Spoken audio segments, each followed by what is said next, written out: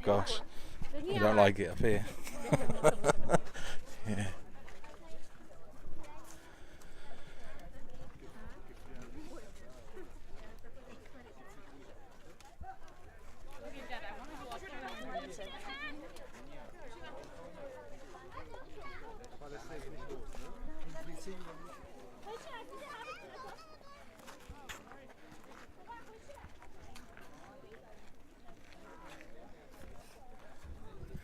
It is a long way down there. I don't know how many people fall off here every year. No handrails.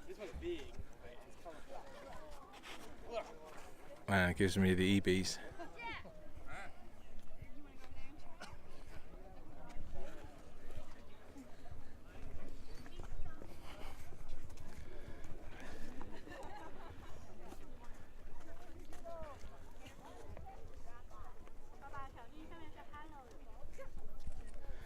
So down there, about, I'll get my finger to it, right there, the end of my finger is a boat and a person.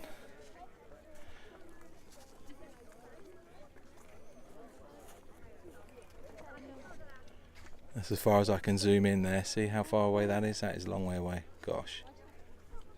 Let's get out of here. How do you zoom out of there?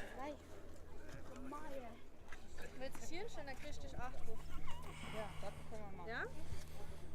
Wenn er weg ist. Weil hier ist ja genug Platz. Oh Gott. Nee, hier, nicht da vorne. Ja, da rein trotzdem. Ja, da würde ich mich schon. It is a long way down there, man, and there's no rails or anything. It's pretty spooky looking down. I don't really want to even get near the edge. This is at Horseshoe Bend, which is a couple of miles from Page. It's where the Colorado River does a real U-turn. If you want any better pictures than I've got, look it up on YouTube. I'm not going near the edge, no chance.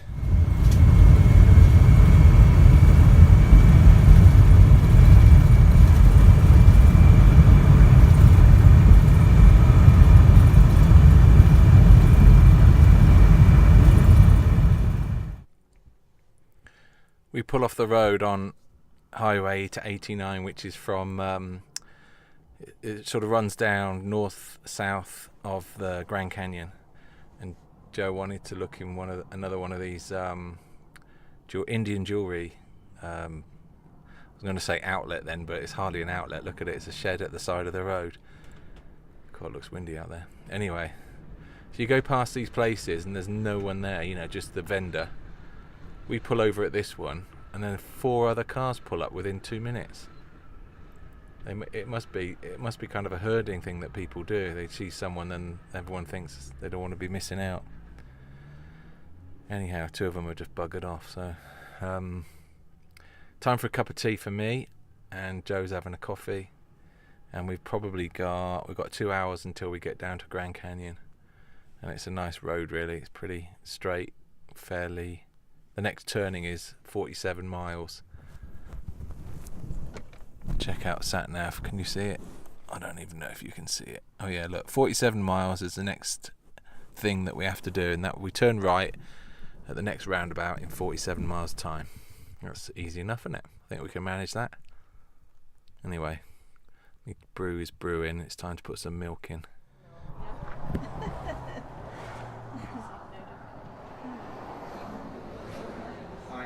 Hello. It's my husband. Oh. Do you mind me videoing you? Do you mind me videoing? Oh, yeah. It's okay. Mm-hmm.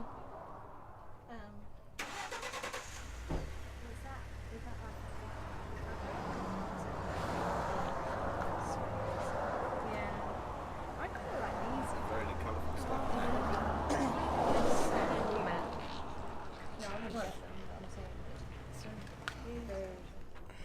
Stop the shakes. Which one? The dream catchers? I like those. They're good, aren't they?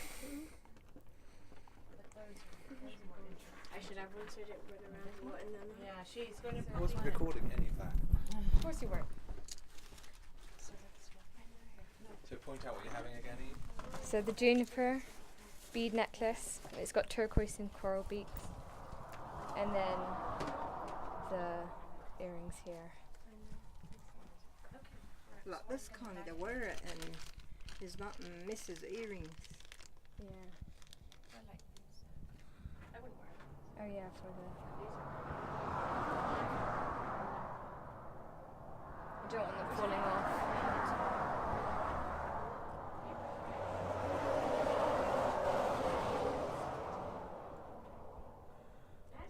What's that putting backs on? Yeah, so don't fall off. All along the side of the highway are these small plots, settlements, and you definitely know that they're Indian when they have a hogan on the front. I think that's... no, I can't quite see a hogan on this lot. And the hogan, that's that sort of round building, has the door always facing east, so if you can see the door, you know which way you're travelling.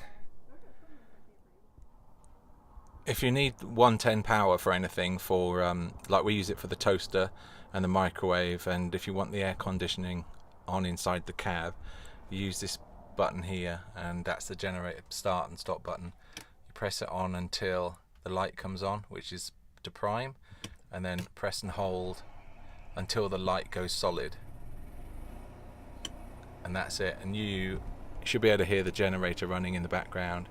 And now we've got 110 for the aircon, for the microwave, and for our toaster, which is under there, and then also it charges the 12-volt batteries too. And this is the generator running, and that's with the aircon drawing power, so it's under load right now.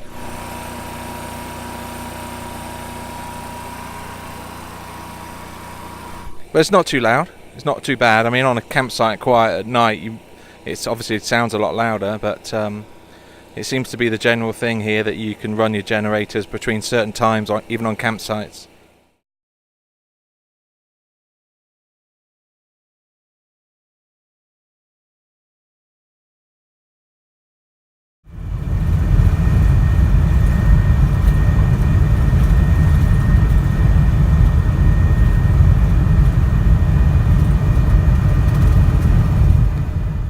Oh my gosh, are those boats?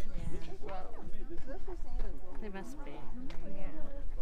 Why aren't people walking down it like that? That's just. That's a path. Yeah, I know. As the sun sets. Yeah. So what time does the sun set in Arizona? You said, or no? I don't know, 7. 7ish? Yeah.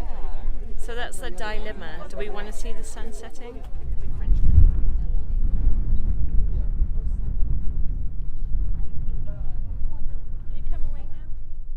One fact I hadn't known about was that in 1956 two airliners crashed over the Grand Canyon, killing all 128 people that were on board. One was a TWA Super Constellation, and the other one was a United Airlines DC-7.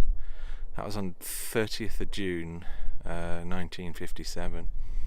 And then the whatever the American aviation authority is called, FAA, is it FIA? That was formed shortly afterwards, just to improve the safety record. So it was pretty much, I think, behind me, right in the middle of the screen behind me is where it happened. La li la, so here's the path, and then 3 or 4 steps is the edge of the Grand Canyon, and you can just fall over there. Really cool. So if you had toddlers, you would not be... oh my gosh, you look down there, it's so far. I don't even want to go any closer, and I'm not even all that close. Don't grab me. If I go, I won't grab you. What are you doing? Look how far down it is. It's amazing. Isn't it? It's really long way. And there's the edge right there.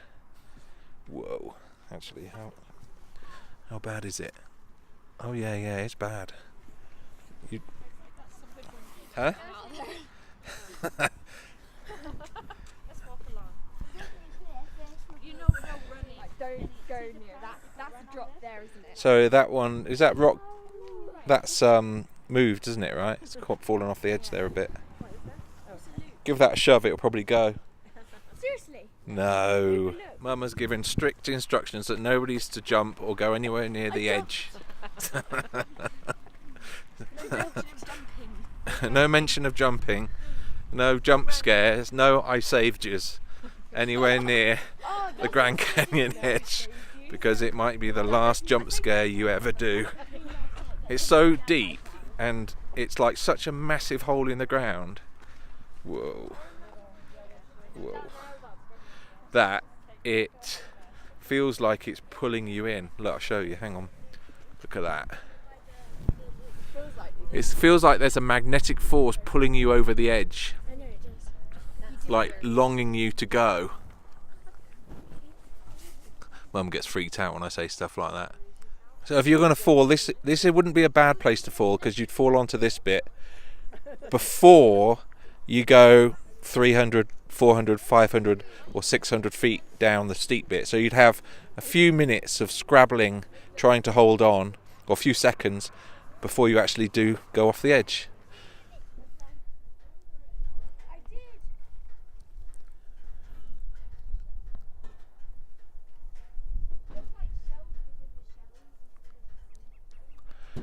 It's not every day that you get to have your dinner with a view. Oh gosh, Fran just threw something out the window. Nice one, Fran.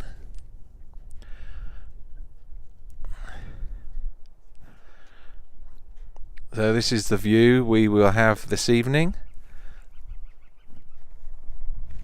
as Mum cooks and we'll have our evening meal.